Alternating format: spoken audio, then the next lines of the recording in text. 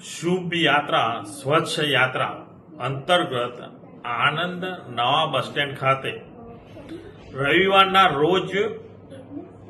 સ્વચ્છતા અભિયાનનો કાર્યક્રમ આણંદ એસટી નિગમ દ્વારા રાખવામાં આવ્યો હતો। એ કાર્યક્રમમાં હું પોતે અને ધારાસભ્ય યોગેશભાઈ પટેલ, નગરપાલિકાના પ્રમુખ જિગ્નેશભાઈ પટેલ સાથે અમે ત્રણેય એ સ્વચ્છતા અભિયાનમાં જોડાયેલા। પરંતુ એક સોશિયલ મીડિયામાં એક વિડીયો વાયરલ થયો છે, જોતા મને એવું લાગે છે કે એસટી બસ દ્વારા એસટી નિગમ એટલે કે ત્યાંનું આણંદ નવા બસ સ્ટેન્ડના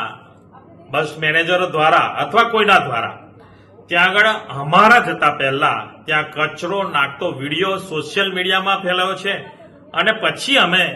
એ જે કચરો હતો એ સાફ કરતા એક વિડીયો ખૂબ વાયરલ થયો છે। પરંતુ એ માટેના